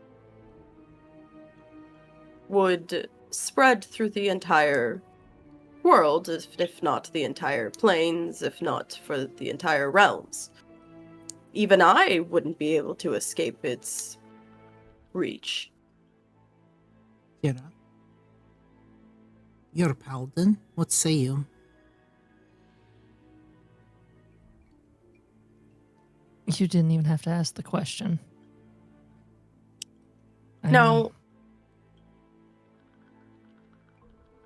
I cannot make you champions. Only your deities can do that. And from the looks of it, they all have their apprehensions.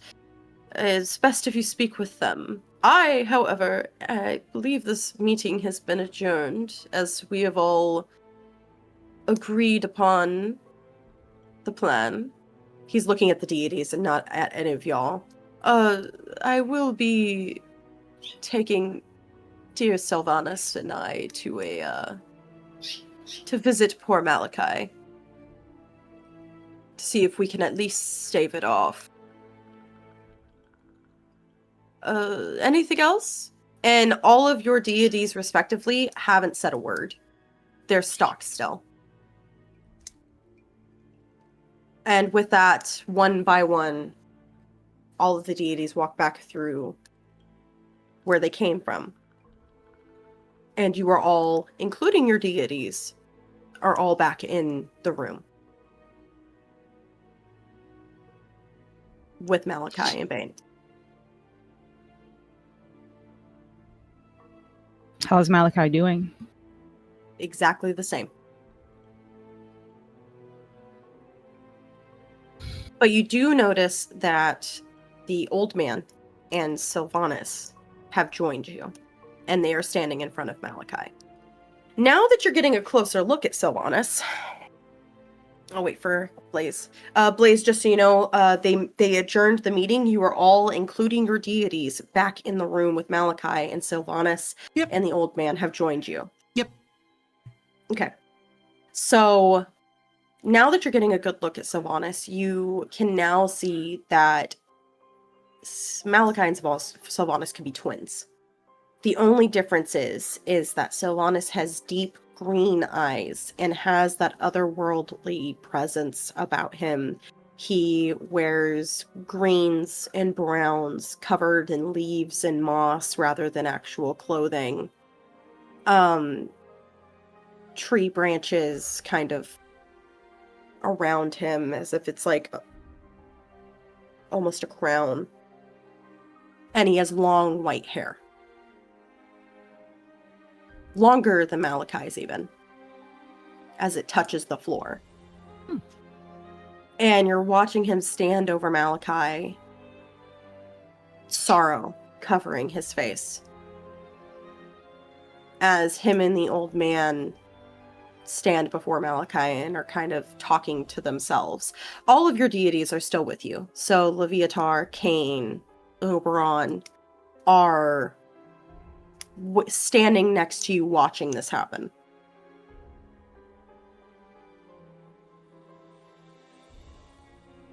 Higgy will kind of just like unconsciously, like she's like slowly drifting to the point where she's almost like glued next to Oberon. Yeah, Oberon hasn't let go of your hand since y'all left. Cain, Helena, you notice, has a very serious look on his face. Kind of like that stoic kind of face. And Kira, you also notice that Leviatar has almost the same expression. They all look concerned. And not about Malachi. Whatever the old man was talking about with being champions really struck a chord. Any for your thoughts? Cain kind of jolts back into the present, and he kind of looks at you, Helena, looks down at you. He goes, "There's a reason champions aren't made or brought up often." Do tell.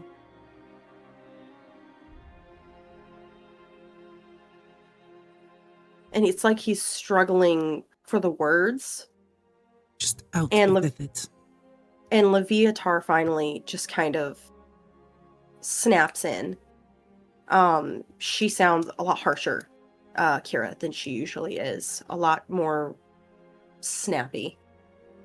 She goes, champions never make it. And I'm not saying there's a 99% chance that you'll die. It means that there's almost a 100% chance that you won't make it through whatever it is that the experience gives you. What a way to die. You cut out, Blaze. But what a way to die. And Leviatar kind of just sighs. It's more than just that. It's also a process. You're essentially becoming a demigod. And the process of this requires you to go through a series of tests. And the chance of you making it out of the tests and also making it out of the change itself is already a task. And then once you are done with whatever it is that you have been essentially called upon to champion, you die. Or, worse, you become someone that you don't recognize and that your deities don't recognize.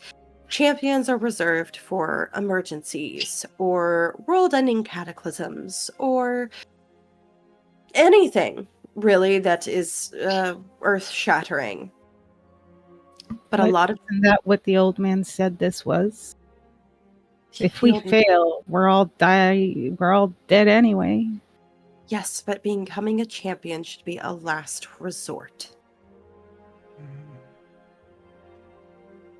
You haven't really paid attention to me, have you? Well, I don't really pay attention to you. You haven't really looked at me, have you? Again, I don't really pay attention to you. And let me give you a summarized version.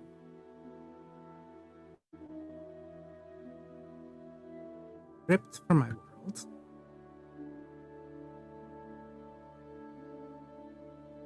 Through multiple gods. And horrors most could not comprehend. And I'm still standing. Then take that up with your deity. He's the only one that can do it. And as for you, Kira, and she looks at you, I won't do it.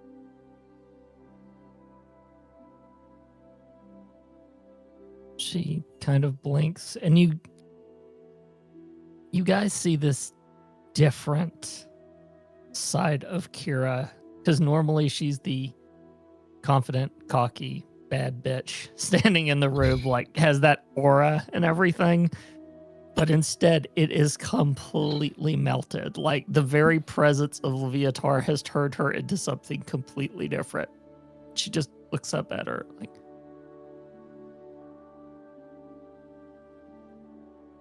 Goddess, it's either that or the entire world gets enveloped. Even you.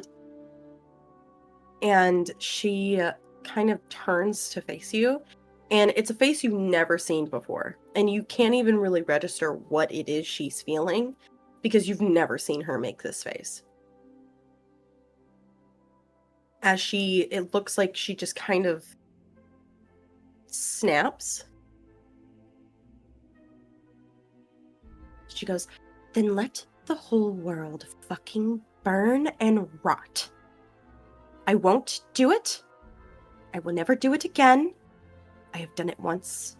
It will not happen. Do you understand me?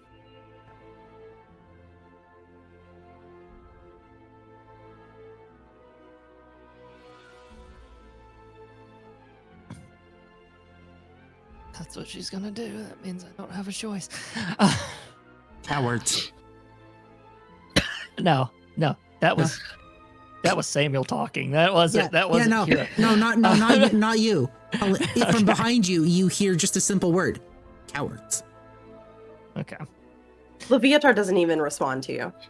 She's learned it's better to just ignore you and your insults. Kira is looking up at Leviatar, and it's almost like she's been moved down to being like a child, the way that she's just looking at her. Slowly, tears start going down her cheeks as she just stares at her. Sorry, keep going. No, that's all that's going on. She's just staring at her silently, like this is just totally ripped her a little bit, and now just tears are going down her cheeks. And you see for the first time Leviatar looks distraught. And again, Kira, you've never seen her like this. Leviatar is calm, collected. She teases. She enjoys pain. But for this moment, she is distraught at your tears. And she kind of grabs your hand, and the two of you disappear. For the rest of you, you don't see them. They disappear. Now, for the rest of y'all, Oberon looks at you, Higgy, and he looks terrified. He's wearing his heart on his sleeve. He looks terrified at the idea of it. But he looks at Higgy and he goes, I don't want to, but if you want to try, it's your decision, and I understand why it needs to happen. I don't know if I could bear to almost lose you again. But is it really such a certainty that this challenge would it? Surely there has to be some kind of hopes, some success somewhere. The only success that's ever been written is the first champions. Because once they were they completed their quest, so to speak, they became deities. That's the only success that there's ever been. And would that really be so terrible if we succeeded? Well, the problem with it is that them becoming deities didn't seem like such a problem. But when you become something bigger than anything you've ever imagined, it changes you. And some turn out fine. And some don't. And the first champions, their names, who they became, what they were, no one remembers. It's like they never existed. We know. But there's no books. There's no ballads. It's like they were gone. And every single champion ever since then, if they pass the test, then they complete their quest, something happens and they just die. And even those who pass the test and fail the quest, there's death. And if you can't pass the test, then you die. It's just this never-ending cycle of we put our trust and faith in people that we care about, and they end up, well, dead. You can kind of see why a lot of us don't really want to face that risk anymore. Unless you're, well, Ball, who enjoys the idea of putting people up to a horrible challenge and watching them die and fail miserably. But for the rest of us, it's kind of not great. And I know why Leviatar is upset. hers was the last champion that we've had. And they didn't make it. They were really close, though. Was there anything really that different about the first one? Why they succeeded where others? Well, oh, what was it? I don't remember. I'm too young. But I think the last ones were who could remember. Oh, it would be, well, the old man and Cain. Actually, and he looks over at Cain. Cain was a champion once. He's the only one that's ever succeeded. Eyes turn. Cain kind of blanches, and he goes, oh, Oberon, I didn't necessarily succeed. It was dumb luck. It's the best kind of. I can hear you. It's the best kind of luck. I passed the test. I did the quest that was requested of me. The only thing that was different is that I was already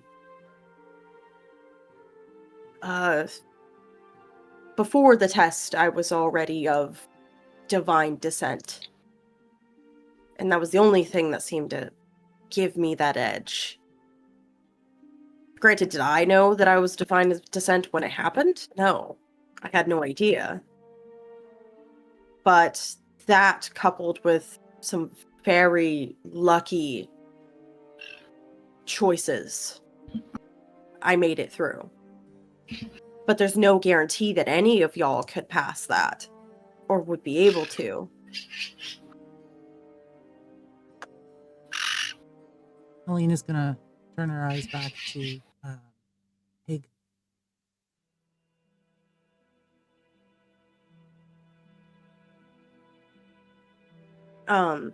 Oberon just kind of sighs and goes, well, if you want to do it, I won't stop you. We can't do it now. We have to wait. There's a certain time of year that the place opens where you take the test, and we have to do it during a specific time frame. It's not just like a random thing that we can just do, you know what I mean? But if you want to, Higgy, I'll trust you.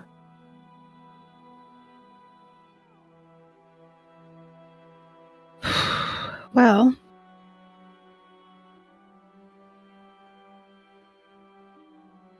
I think the best thing we can do right now is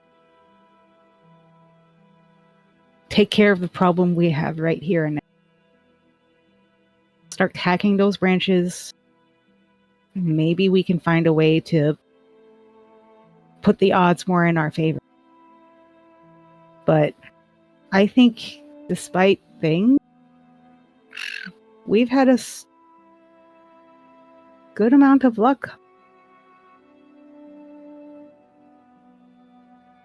Maybe. Well, let's just hope the luck keeps running. Certainly better than the altar. Yeah. And now we're going to kind of turn to Cain and Halina, where Cain has just kind of sighed and goes, I told you that we're partners, that we're equals. Hi. If this is something you really want to do, I'll support you in any way that I can. Just know I won't be happy about it. I expect you of all people to understand what we're up against. I do. Here's the thing. I was born on the battlefield. It's what made me. Oh, Jesus. Keep going. I was born on the battlefield. It's what's made me.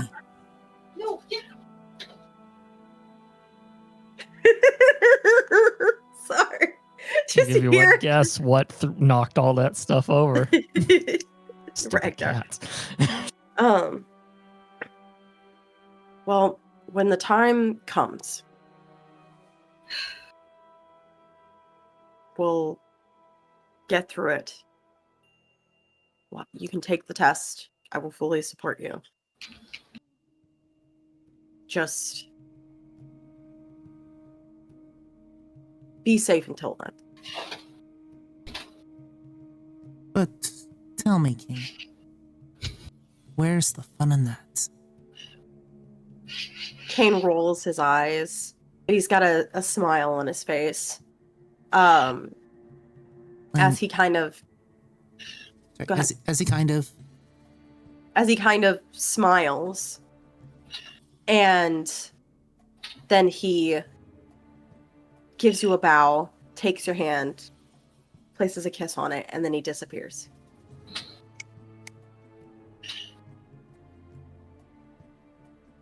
Now, for Leviatar and Kira.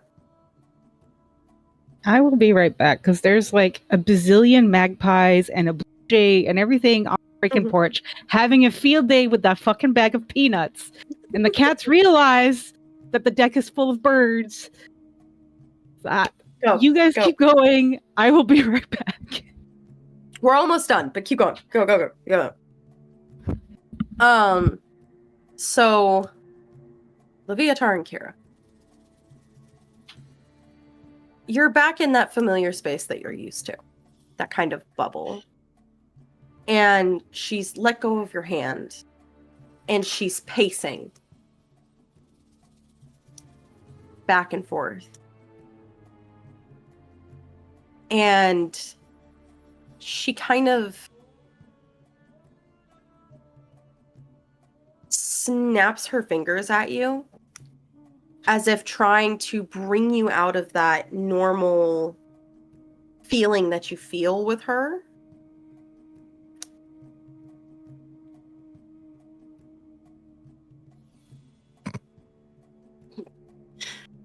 Don't laugh! No, I'm laughing at what she's getting ready to do, clueless little thing. She'll hear the snap and immediately fall to her knees. No, that's not what she was trying to do at all. I know. She doesn't. And Leviatar kind of groans and goes, oh, God. And this is the most flustered you've seen her. And she walks over to you and she goes, I am not here as your mistress right now. Stand up. She looks slightly confused and slowly gets up. And she's looking at you intensely and she's like, I don't need a servant right now. I need you, Kira. Snap out of it.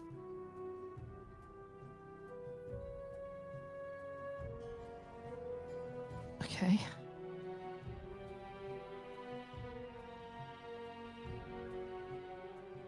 I need you to fully understand the risks of what you are asking me to do.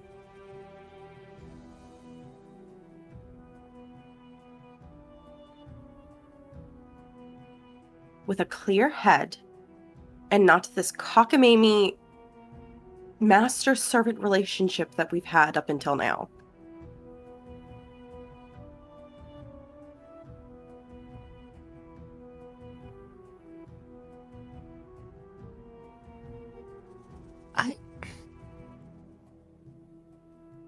I'm sorry, do you think I want to do this just because of that? And for once, it's the first time she's ever taken this tone with Leviatar. Like, all of a sudden, like, something is going on. Well, what else am I supposed to think? This is the relationship we've had up until now. Thank you. I want to do this because an entire world, an entire plane, an entire everything is going to cease to exist. Does that And also mean you? Yes, it does. But that's not the only reason I'm doing this.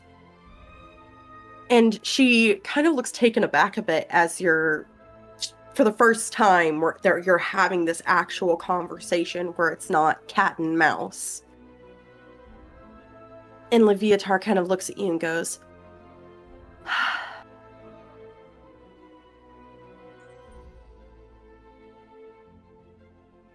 I cannot lose another.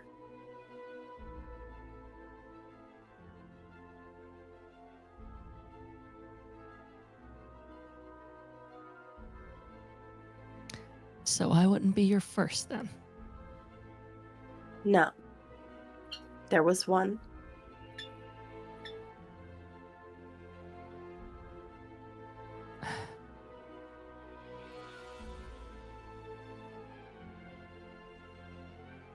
And she walks up to her and wraps her arms around her and just sort of buries her head in her chest. Because I imagine she's like teensy bit taller. She's a bit taller. So Leviatar kind of goes shocked. But slowly she's wrapping her arms. It's very awkward. It's like she hasn't done this. Maybe ever. You would figure that the goddess of pain has her own bubbling underneath the surface. And she kind of just sighs into your hair, her head now resting on the top of your head.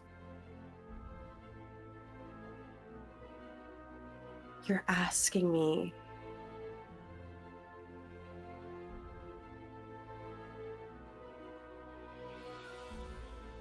to potentially lose something I deeply care about.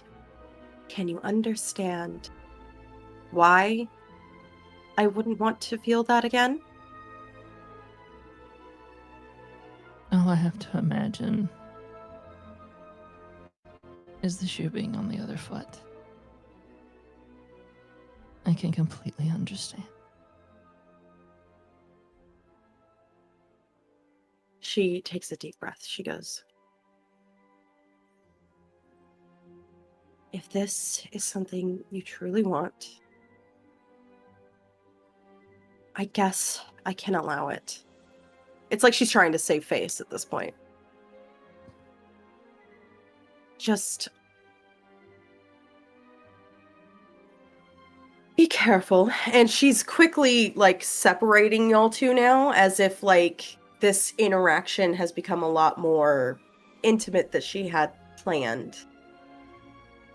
And her normal facade is kind of back. As she kind of shakes it off, she goes, when the time comes, I will support you. For now, deal with what you can. I will see you again soon. And she snaps her fingers and you're back in the room and she's gone. Now to kind of wrap up this fun little party, we're going to move to Malachi and Sylvanas and the old man. As all of your deities have respectively gone, and you've had your conversations, and they've been talking this whole time, and you see now that Sylvanas has his hands cradling Malachi's face.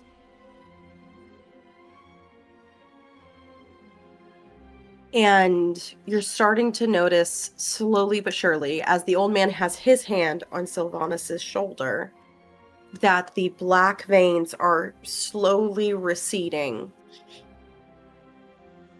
And Malachi's eyes are blinking. Open. Which would be great if when Malachi woke up he hadn't said what he is about to say, which is, where am I? Who are you? And that's where we're going to end session today. Okay.